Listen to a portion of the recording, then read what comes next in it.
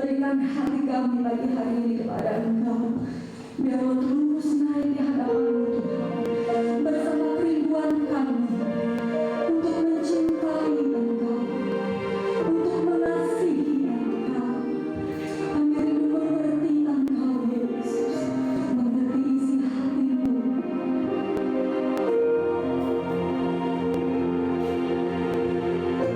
Ini hatiku menyembah-Mu, tulus dan haru.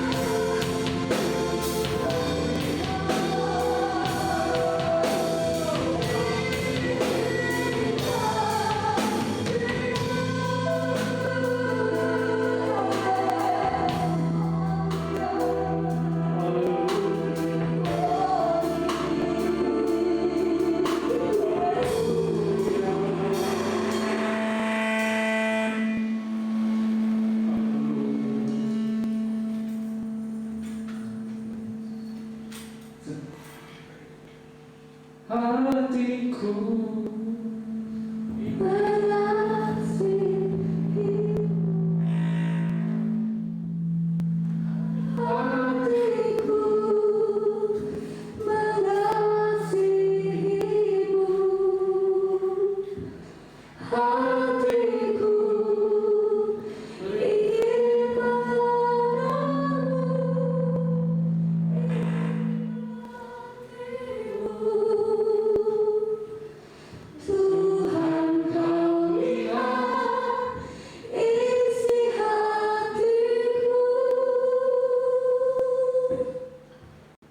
Terima kasih Tuhan Yesus. Engkau Allah di atas surga sana melihat setiap isi hati kami pada pagi hari ini ya Tuhan. Kerinduan kami untuk duduk di rumah-Mu ya Tuhan. Terlebih lagi ya Tuhan, kerinduan kami ya Tuhan untuk mendengar firman-Mu ya Tuhan. Perkataan-Mu Tuhan melalui hamba-Mu yang Engkau pakai di tempat ini ya Tuhan. Sebelum hamba-Mu berbicara ya Tuhan, urapi dengan kuasa Roh Kudus-Mu ya Tuhan. Semua yang disampaikannya itu Tuhan adalah isi hati-Mu kepada jemaat Tuhan di tempat ini ya Tuhan. Kami rindu ya Tuhan. Kami rindu dikuatkan lagi iman kami ya Tuhan. Kami rindu diperbaharui lagi iman kami ya Tuhan. Melalui firman-Mu ya Tuhan. Terutama di hari-hari ini ya Tuhan. Kami rindu ya Tuhan, supaya Engkau menguatkan kami melalui firman-Mu ya Tuhan. Sehingga jalan hidup kami ya Tuhan, itu jalan hidup orang benar yang semakin hari menuju terang Tuhan, yang semakin menuju kemuliaan-Mu ya Tuhan. Terima kasih ya Tuhan, terima kasih. Siapkan hati kami ya Tuhan. Siapkan hamba-Mu yang menyampaikan firman-Mu ya Tuhan. Kami akan mendengarkan firman-Mu dengan hati kami yang terbuka ya Tuhan. Terima kasih ya Tuhan Yesus Kristus. Kami mengucap syukur kepada-Mu hanya di dalam nama Tuhan Yesus Kristus. Haleluya. Amin.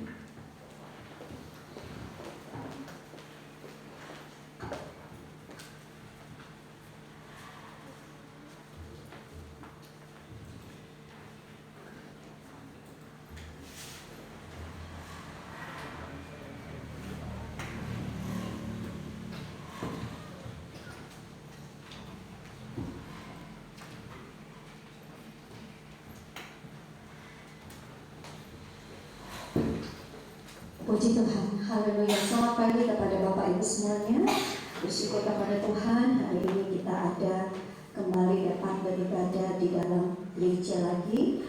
Terima kasih kepada Tuhan Yesus untuk kesempatan yang diberikan kepada kita semua. Saya menyapa jemaat Tuhan yang lagi rumah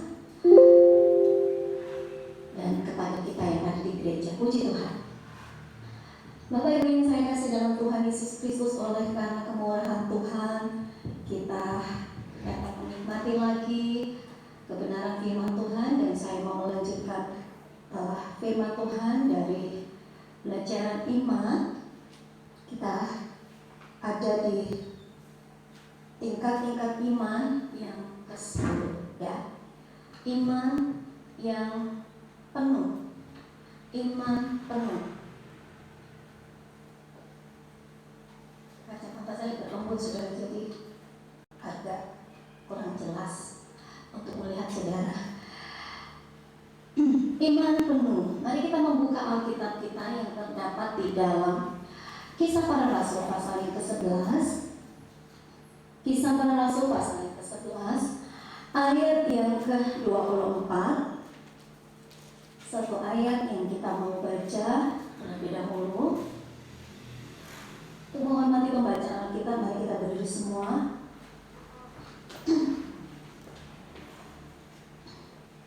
Saya akan membacakan buat kita semua. Bapak Ibu boleh menyimaknya di Alkitab kita masing-masing. Karena Barnabas adalah orang baik, penuh dengan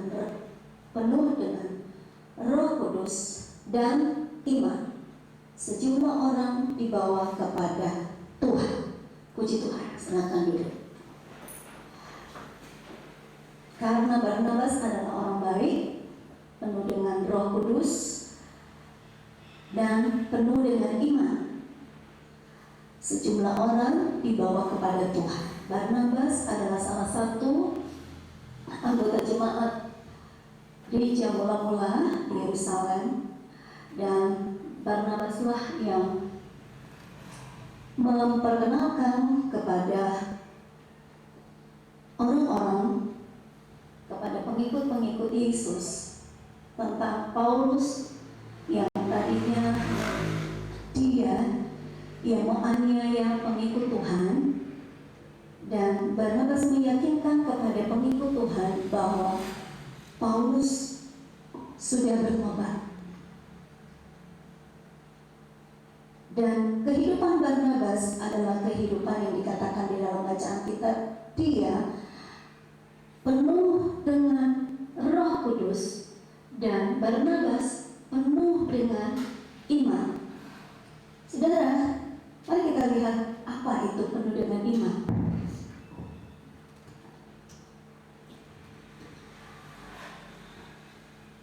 Dalam beberapa bulan yang lalu, kita mengenal dalam tingkat-tingkat iman, sudah sejauh mana iman kita kepada Tuhan. Apakah kita masih termasuk iman yang kecil? Iman yang kecil itu seperti tidak ada iman, ya. Iman yang mati, iman yang apalagi iman yang sia-sia, iman yang benar, iman yang teguh, iman yang kaya, iman yang tulus ikhlas, iman yang kuat. Dan apakah dari semua ini kita sedang belajar, kita sedang membawa diri kita terus naik, atau kita masih di paling bawah? Dalam artian kita kenal Yesus, kita punya iman kepada Yesus, tapi iman kita iman yang mati, iman yang tidak berguna. Atau kita sedang terus naik menjadi orang-orang yang punya iman yang kuat, menjadi orang-orang yang punya iman yang teguh, iman yang kaya, iman yang tulus ikhlas, iman yang benar, dan akan masuk kepada iman yang penuh. Penuh di sini diartikan bahwa kata penuh adalah ditutupi, lengkap, dewasa, meluap. Jadi kata penuh adalah ditutupi, lengkap, dewasa, meluap. Ditutupi itu seperti bagian-bagian yang tidak berongga, jadi tidak ada bolong-bolongnya. Kalau saudara buka membelah buah semangka, ada semangka yang ada rongga-rongganya. Jika bisinya keluar, terlihatlah rongga-rongganya. Itu contoh sederhana. Ditutupi. Seorang pembuat bejana, dia akan benar-benar membuat bejana itu bersih, tidak ada kelihatan rongga-rongganya. Lalu dikatakan juga lengkap, tidak ada ketinggalan satupun. Lalu dikatakan dewasa, lalu meluap. Nah saudara, iman penuh adalah iman yang lengkap, iman yang sempurna, iman yang dewasa. Haleluya. Di dalam Efesus 4 ayat yang ke-13, sampai kita semua telah mencapai kesatuan iman dan pengetahuan yang benar tentang anak Allah, kedewasaan penuh dan tingkat pertumbuhan yang sesuai dengan kepenuhan Kristus. Kita akan mencapai kepada kedewasaan penuh, kepada iman yang penuh, atau disebut kepenuhan iman kita kepada Tuhan. Tetapi dari semuanya ini, bukankah yang menjadi kerinduan kita adalah mencapai hal itu? Atau kita mau menjadi seperti, ya ini aja, ya sudah begini, ya sudah seperti ini aja hidup saya di dalam Tuhan. Ya sudah begini, ya sudah, mau apa lagi? Atau kita menjadi orang-orang yang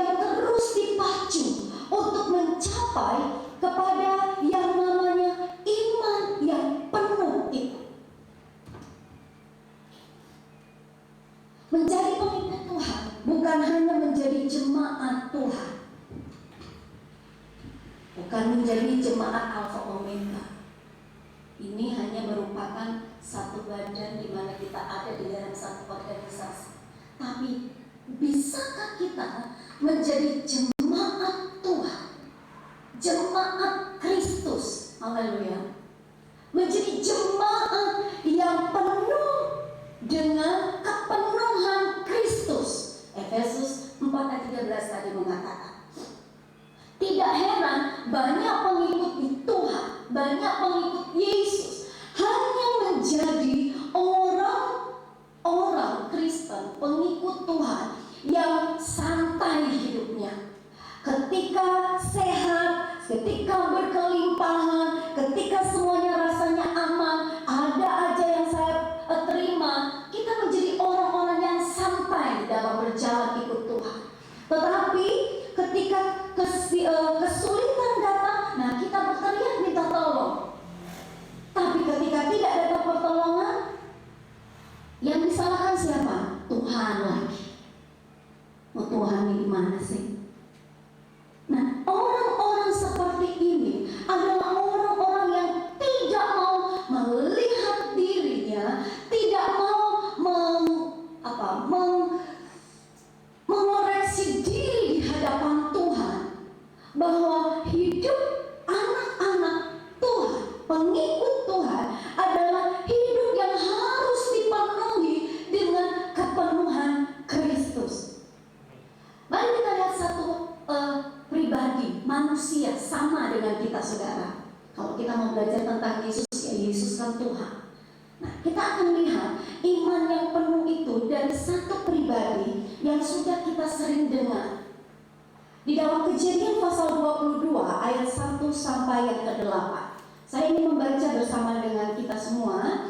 Kejadian pasal yang ke-22 ayat yang pertama sampai ayat yang ke-8. Bapak Ibu bisa menyimak di sana. Saya akan baca dengan satu tema yang diberikan oleh penulis atau lembaga Alkitab, yaitu kepercayaan Abraham diuji. Setelah semuanya itu, Allah mencoba Abraham. Ia berfirman kepadanya, Abraham.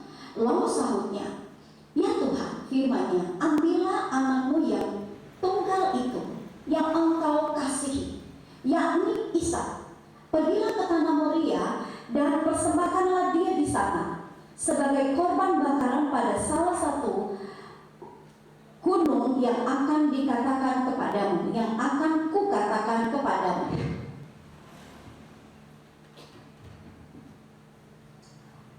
Keesokan harinya pagi-pagi, bangunlah Abraham. Ia memasang pelana keledainya dan memanggil 2 orang bujangnya beserta Ishak, anaknya. Ia membelah juga kayu untuk korban bakaran itu. Lalu berangkatlah ia dan pergi ke tempat yang dikatakan Allah kepadanya. Ketika pada hari ketiga Abraham melayangkan pandangannya, kelihatanlah kepadanya tempat itu dari jauh. Kata Abraham kepada kedua bujangnya itu, tinggallah kamu di sini dengan keledai ini. Aku beserta anak ini akan pergi ke sana.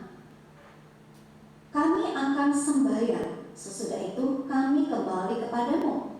Lalu Abraham mengambil kayu untuk korban kebakaran itu dan memikulkannya ke atas bahu Ishak, anaknya. Sedang di tangannya dibawanya api dan pisau. Demikianlah keduanya berjalan bersama-sama. Lalu berkatalah Ishak kepada Abraham ayahnya, Bapa. Sahut Abraham, ya anakku. Bertanyalah ia, di sini sudah ada api dan kayu, tetapi di manakah anak domba untuk korban bakaran itu? Sahut Abraham, Allah yang akan menyediakan anak domba untuk korban bakaran baginya, anakku. Demikian keduanya berjalan bersama-sama. Puji Tuhan. Saudaraku yang saya kasih dalam Tuhan, di dalam kisah ini Allah meminta korban. Ya. Perjanjian Lama yang berhubungan dengan korban selalu membawa binatang. Itu sudah aturannya.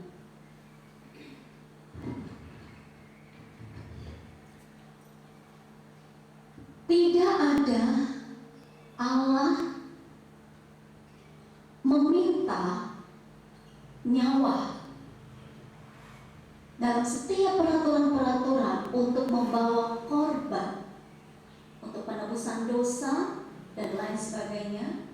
Itu korbannya selalu binatang. Tetapi kalau kita perhatikan ayat di sini, Allah datang kepada Abraham dan meminta korban, dan korban yang harus dipersembahkan adalah yang dikasihi.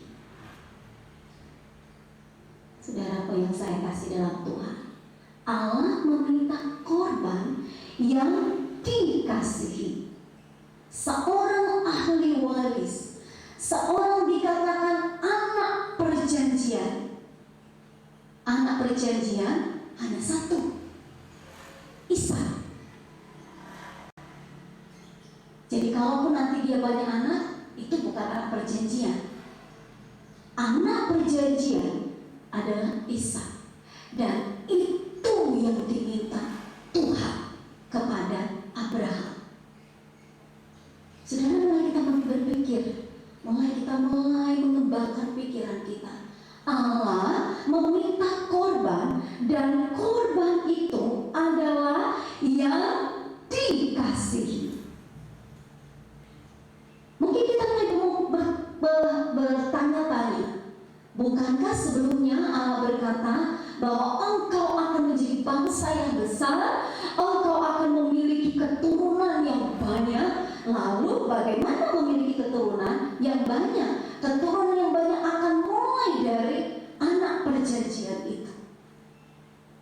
Tapi sekarang Allah meminta kepada Abraham untuk jadikan anak yang engkau kasihi sebagai korban.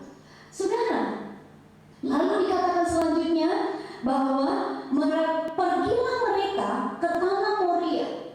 Pada waktu datang kabar, berita kepada Abraham untuk pergi membawa korban kepada Allah. Dikatakan di sini pada keesokan harinya, pagi-pagi. Jadi Allah berbicara bukan 1 minggu yang lalu, tapi 1 hari sebelum mereka berjalan. Besok paginya, apa yang dilakukan Abraham? Dia mulai mempersiapkan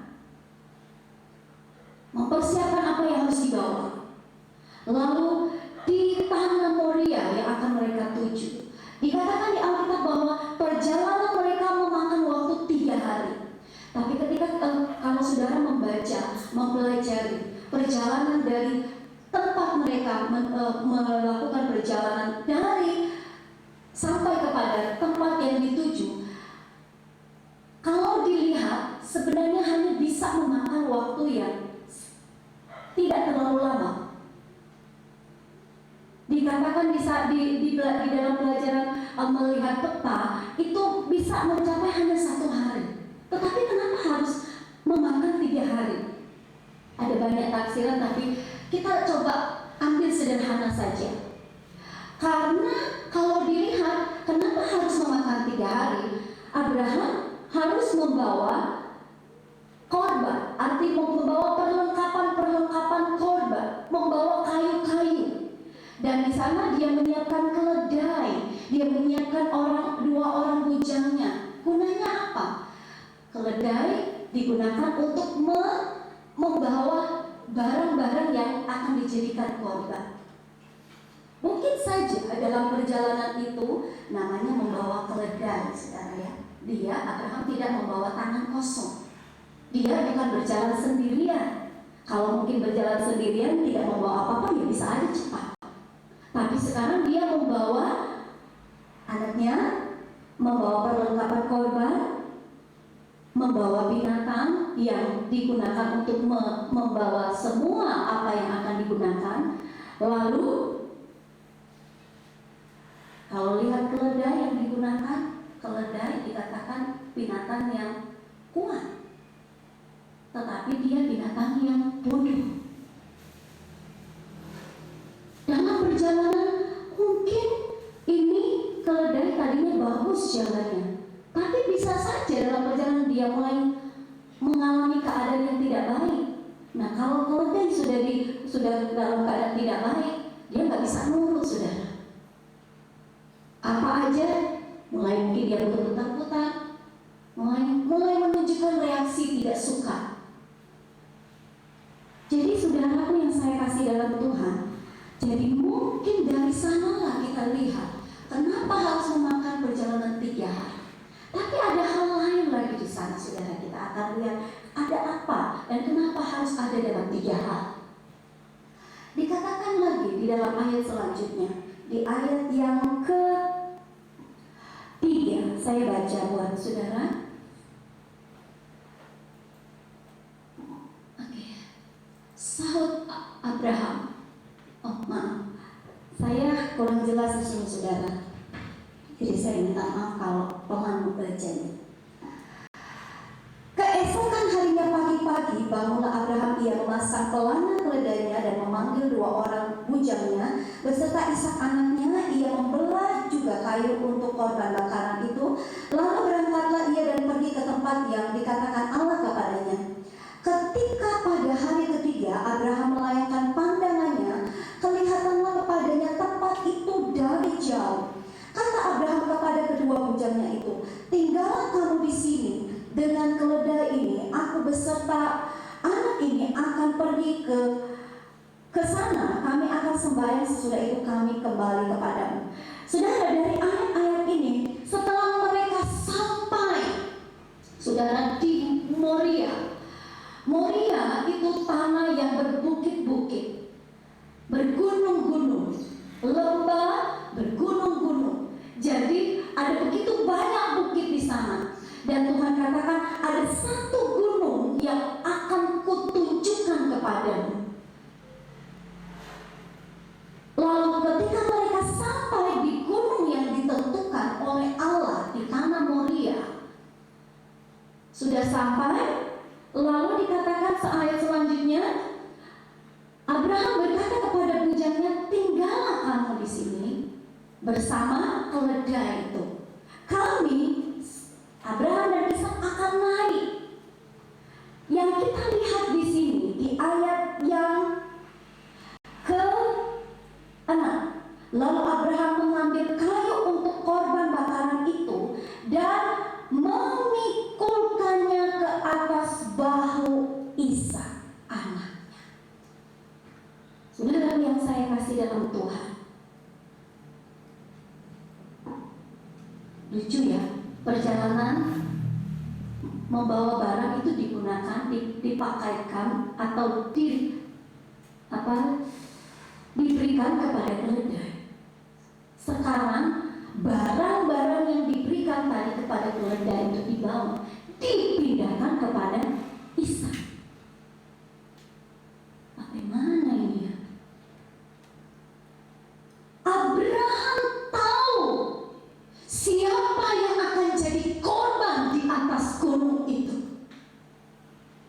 Dalam 3 hari perjalanan, apakah Abraham tidak tertekan hidupnya?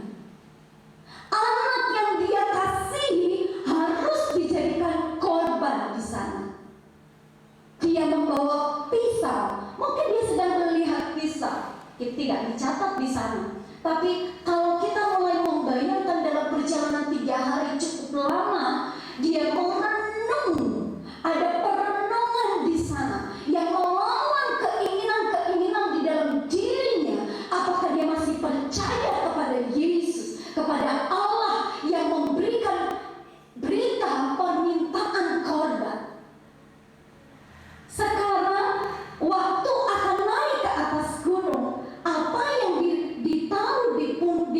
punggung dari keledai dipindahkan kepada Ishak. Saudaraku yang saya kasih dalam Tuhan, perhatikan nilai korban Abraham adalah yang dikasihi. Nilai korban Abraham yang dikasihi. Lalu nilai korban akan menjadi mahal harganya ketika itu ditambahkan. Apakah Abraham tidak sayang dengan anaknya? Apakah Abraham tidak peduli dengan anaknya? Saudara tidak peduli dengan anak-anak saudara, keluarga saudara? Pasti saudara peduli. Saudara sayang. Tapi saat dimana Allah meminta korban, Dia minta yang dikasihi, dan Abraham menunjukkan satu tingkat lagi. Dia tambahkan. Saudara,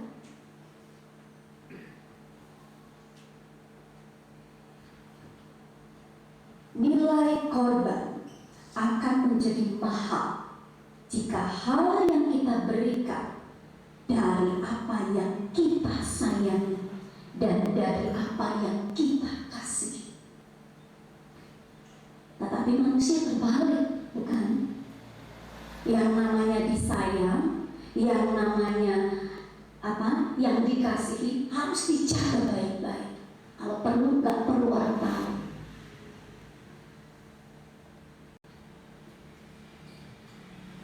Ya, inilah manusia yang disayang, yang dikasihi, dijaga baik.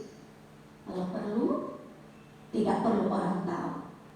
Jadi apa yang kita beri, saudara, yang kita sebut korban, itu merupakan persembahan biasa. Jadi kalau kita mulai merenung, kalau kita memberi sesuatu, jangan kita sebut itu korban kalau belum yang kita kasihi. Itu merupakan persembahan yang mungkin ya biasa, ya siap hilang namanya. Ya sudah, saya kasih hilang sudah. Nggak membekas, tidak membuat seperti sakit. Saudara yang saya kasih dalam Tuhan, tetapi nilai korban yang dipersembahkan Abraham adalah sesuatu yang dikasihi dan yang ditambahkan. Saudara, Allah sedang melatih Abraham dan Allah sedang melatih saya dan saudara. Allah sedang melatih seperti apa keyakinan kita, kepercayaan kita, iman kita kepadanya.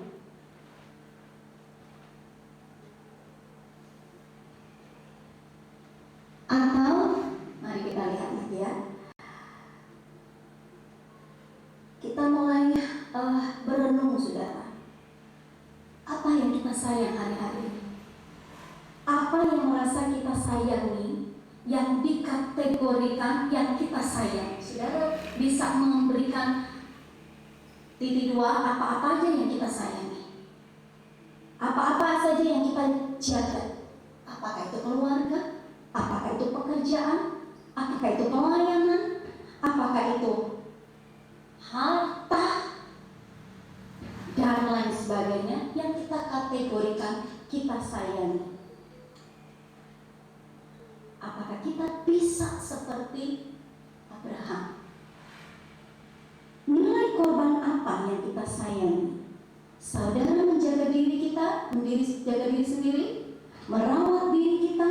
Jangan sampai kita mengalami keadaan sakit penyakit, apalagi dalam masa musim pandemi ini. Kita menjaga diri kita sebaik mungkin. Kita menjaga kehidupan kita sebaik mungkin. Perhatikan di ayat yang ke-7. Ayat yang ke-7. Lalu berkatalah Ishak kepada Abraham. Ayatnya, Bapa sahabat Abraham, ya anakku. Bertanyalah ia, di manakah? Di sini sudah ada api dan kayu. Tetapi di manakah anak domba untuk korban bakaran itu? Saudara, dari ayat ini kita melihat satu Tidak tahu dalam perjalanan 3 hari apakah Ishak pernah bertanya, tidak dicatat. Tetapi di sini ada satu pertanyaan dari Ishak kepada Abraham. Bapa, di sini sudah ada kayu, di sini sudah ada api. Lalu di mana korban itu? Di mana yang harus dipersembahkan itu? Abraham tahu persis, saudara, saya kembali lagi. Dia tahu persis siapa yang akan jadi korban. Dia tahu persis bahwa di depan dia itulah yang akan jadi korban.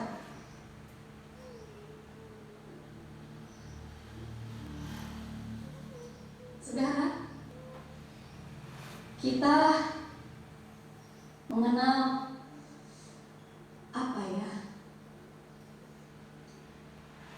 bersakit-sakit dahulu, bersenang-senang kemudian. Tapi dari ayat ini sudah sakit ditambahkan sakit. Tapi di sana apakah akan sakit? Abraham masih membawa dirinya kepada satu tingkat akan mencapai iman yang penuh, saudara.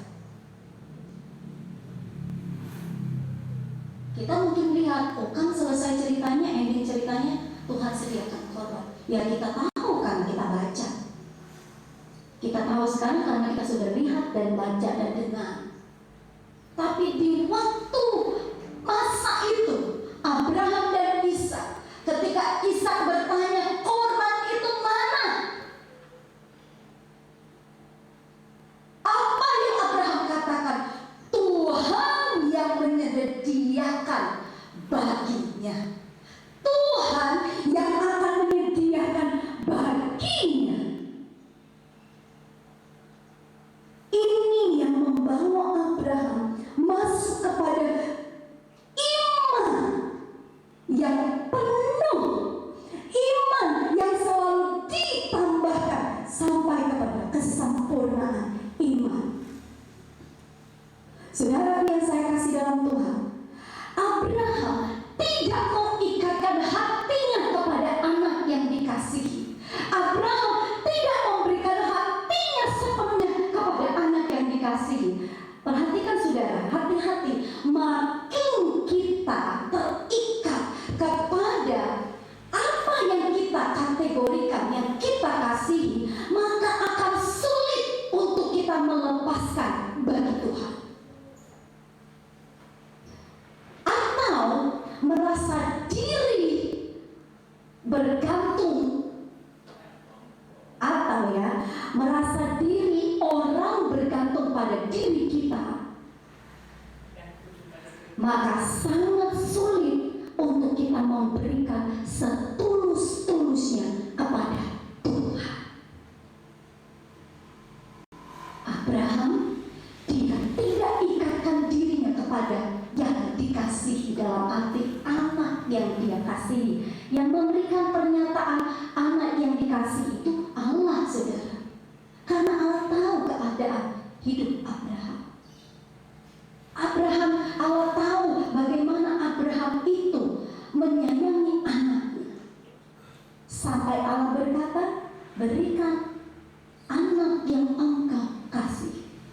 Jadi saudara, makin panjang keterikatan kita kepada sesuatu yang kita kategorikan, yang kita kasihi, maka akan sangat sulit bagi kita melepaskan untuk Tuhan.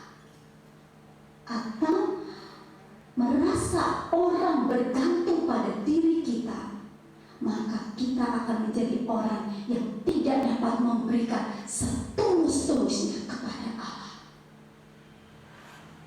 Saudaraku yang saya kasih dalam Tuhan Yesus Kristus, ini menjadi satu teguran bagi diri saya juga, bagi kita semua. Sejauh mana kita memberikan satu yang kita sebut korban kepada Allah. Saudaraku, pemberian Allah bagi saya dan saudara, pemberian Allah yang terbesar di dalam hidup saya saya dan saudara adalah apa, saudara? Ada yang tahu? Apa yang Tuhan berikan kepada saya dan saudara yang paling besar? Itulah keselamatan. Tetapi sayangnya, yang diberikan oleh Allah kepada kita, keselamatan itu, tidak semua orang menjadikan itu barang yang berharga, yang harus disayangi, yang harus dijaga. Orang menjaga harta bendanya dengan baik, tetapi dia tidak mau menjaga keselamatannya dengan baik. Saudara, orang yang menjaga keselamatan akan membawa hidupnya kepada kehidupan yang disiplin, yang teratur, tidak hidup di dalam kehidupan diri sendiri. Haleluya. Keselamatan yang saya dan saudara terima bukan keselamatan sekali selamat tetap selamat, saudara. Keselamatan yang kita terima adalah keselamatan bersyarat. Syaratnya apa? Hidup di dalam kehidupan yang teratur dan disiplin di hadapan Allah. Saudaraku, haleluya.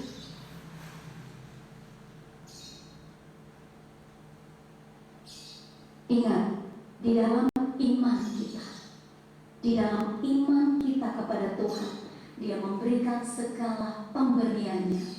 Apa pemberian-pemberian Tuhan? Saudara boleh isi titik-titik di sana. Pemberian Tuhan itu apa aja?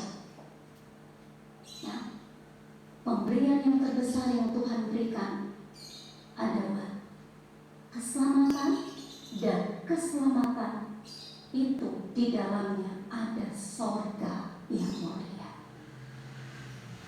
Haleluya, saudara. Bukankah hal ini yang menjadi kerinduan kita?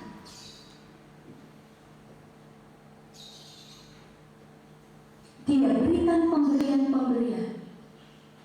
Apa yang Dia berikan? Pemberian talenta, berupa talenta-talenta, berupa karunia-karunia, atau apa saja.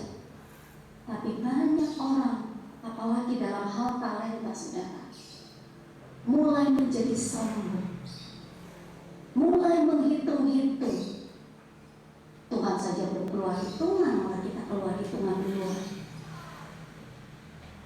Jangan pernah membuat hitungan kepada Tuhan, saudara, karena Dia yang memberikan pemberian-pemberian itu kepada saya dan saudara, untuk kita kembalikan lagi kepada Dia yang sudah memberikan itu kepada saya dan saudara. Kalau kita mulai hitung, saudara, kita mulai ke Tuhan, saya lagi begini, tar dulu deh. Kalau Tuhan bilang juga kepada kita, ya udah tar dulu deh, saya juga off dulu sebentar. Off dalam arti di offin orangnya. Udah untung jantung kita kembali lagi, saudara. Kalau nggak kembali, udah tahu kemana kita nanti. Jadi mari hati-hatilah dalam kita melakukan apa yang sudah dipercayakan kepada Tuhan, kepada kita, apa yang sudah Tuhan taruh kepada kita. Beri, haleluya, beri, dan jangan pernah menjadi orang-orang yang hanya mau menerima tapi tidak mengembalikan. Ikut Tuhan, jangan sayang-sayang waktu. Ikut Tuhan, jangan mau kalau perlu diperhatikan terus. Jadilah orang yang menjadi orang dewasa. Dikatakan iman yang penuh itu iman yang dewasa, iman yang tidak diberikan susu terus. Orang dewasa adalah orang yang kuat berdiri, orang yang mampu untuk membawa kakinya berdiri tegak. Saudara, buat diri kita ini layak di hadapan Allah. Buat diri kita bisa berdiri dengan kokoh karena Allah yang sudah memberikan kemurahan kepada kita. Haleluya. Saudara, Efesus 3 ayat 12. Di dalam Dia dan jalan masuk kepada Allah dengan penuh kepercayaan oleh iman kepadanya. Di dalam Yesus, saudara, di dalam iman kepada Yesus, kita menjadi orang-orang yang berani berkata, Tuhan, Engkau Allah hebat bagiku. Tadi lagu firman Tuhan berkata sebelum firman Tuhan, hati yang mengasihi. Apakah engkau mengasihi aku? Perkataan Yesus kepada Petrus. Apakah engkau mengasihi aku? Kita mungkin berulang-ulang kali berkata, aku mengasihimu Tuhan. Ini hatiku, kuberikan kepadamu. Tapi ternyata kita masih terikat. Hati kita masih diikatkan kepada hal-hal yang tidak berkenan kepada Allah. Saudara, jangan hancurkan iman kita yang sudah kita bangun. Dari kecil mungkin saudara yang dari kecil, atau sudah dewasa dalam usia. Mari, jangan hancurkan iman kita dengan hal-hal yang hanya merusak, hal-hal yang hanya merugikan. Saudara, iman yang penuh adalah iman yang selalu mau mengalami keadaan-keadaan yang diuji. Haleluya. Kita mau belajar. Tuhan ada lagu katakan, selidiki aku, selidiki aku. Oh bukan, ujilah akan aku. Ada kalimat itu, ujilah akan aku dan ketahuilah akan segala kepikiranku. Maukah kita membawa iman kita, Tuhan? Saya mau mencapai iman yang penuh. Dari apa yang Engkau izinkan untuk aku menunjukkan, ini hatiku, ini hidupku. Firman Tuhan berkata, persembahkanlah hidupmu sebagai korban yang hidup, yang berkenan di hadapanku. Jadi Tuhan minta hidup kita, saudara. Tuhan minta hidup kita. Dari ketika kita mengenal Dia dengan benar, maka kita akan bereaksi untuk menunjukkan pemberian-pemberian yang kita bisa kategorikan, ini korban yang kubawa kepadamu Tuhan. Haleluya. Saudara, dari kehidupan Abraham kita mulai mengenal iman yang penuh itu seperti apa. Iman yang tidak mengikatkan diri kepada sesuatu yang mau mengikat diri kita, hati kita. Iman yang mau siap diuji sekalipun tidak tahu apa hasil di ujungnya. Iman yang selalu siap untuk memberi walaupun rasanya, Tuhan, bisakah saya memberi? Saudara, kalau saudara ingin memberi, tapi Tuhan, bagaimana saya memberi? Saya tidak punya. Berdoa, saudara. Minta, Tuhan, saya ingin memberi. Tapi kalau Tuhan sudah beri, jangan tahan, saudara. Kasih. Nanti kalau sudah diberi, Tuhan, entar dulu Tuhan, saya lagi perlu ini. Entar dulu Tuhan, saya mau. Besok begitu lagi terus, nggak akan ngasih-ngasih sampai Tuhan datang. Jadi, iman yang penuh, iman yang dewasa, iman yang meluap, iman yang sempurna adalah iman yang selalu siap untuk dipuji. Puji Tuhan. Kiranya firman Tuhan pada pagi hari ini boleh menguatkan saya dan saudara, boleh mengingatkan kita semua sudah sejauh mana iman kita kepada Tuhan, sudah seperti apa iman kita kepada Tuhan. Belajar dari kehidupan Abraham, saudara, kehidupan yang dia memiliki segalanya, tetapi dalam perjalanannya begitu banyak ujian yang datang, begitu banyak rintangan yang datang, tapi dia tetap berkata, Tuhan yang menyediakan korban untuknya. Puji Tuhan. Yesus memberkati. Saya mengundang pemain musik, singers, dan kita akan menyanyikan satu pujian, lagu yang mungkin sering kita nyanyikan. Selidiki aku, lihat hatiku, apakah aku mengasihi Tuhan? saudara. Dan Dia menuntut hati kita itu penuh kepadanya.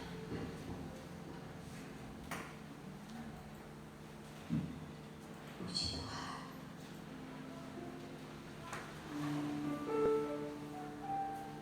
Selidiki aku, lihat hatiku, apakah aku sungguh mengasihimu, Yesus, yang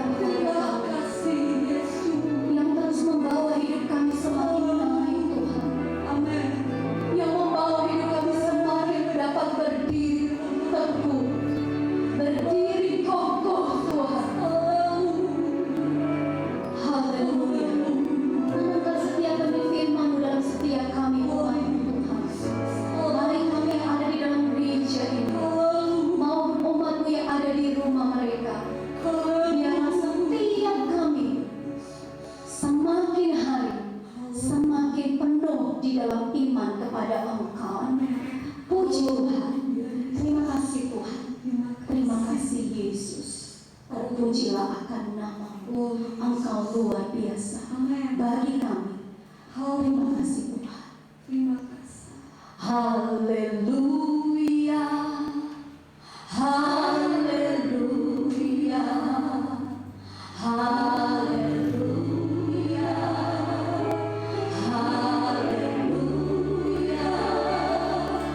Haleluya. Haleluya.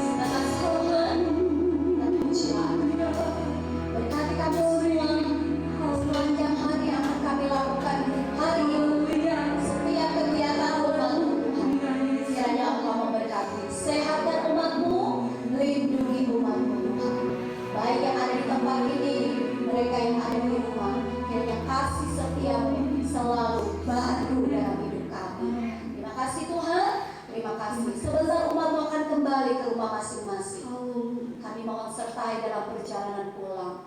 Tibakan di rumah dengan selamat. Dan tutup bungkus hidup kami dengan kuasa-Mu. Selalu ingatkan firman-Mu di dalam setiap keadaan hidup kami yang bergejolak. Kiranya Engkau tetap tinggal dalam hidup kami dan memberikan kami kekuatan. Puji Tuhan. Terima kasih Tuhan.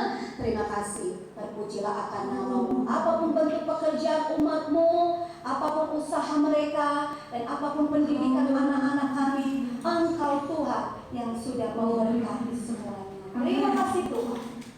Persembahan umat yang akan diberikan Tuhan, kecil ataupun besar, Engkau Tuhan memberkati. Kembalikan berkat yang melimpah lagi bagi umat-Mu untuk Tuhan.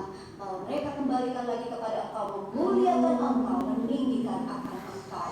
Terima kasih Tuhan. Kami akan mengakhiri ibadah kami pada pagi hari ini dan kami mau menerima berkat dari Allah. Mari kita mengangkat tangan kita dan kita terima berkat Tuhan. Kiranya berkat anugerah dari Allah Bapa, cinta kasih dari Tuhan Yesus, persekutuan penghiburan dari Roh Kudus menyertai kehidupan kita semua mulai saat ini, besok, dan sampai Tuhan Yesus datang kembali. Dengan iman kita terima berkat Tuhan di dalam nama Tuhan Yesus Kristus. Haleluya. Amin. Puji Tuhan. Tuhan memberkati. Selamat hari Minggu, Tuhan Yesus memberkati. Langit dan bumi puji Tuhan.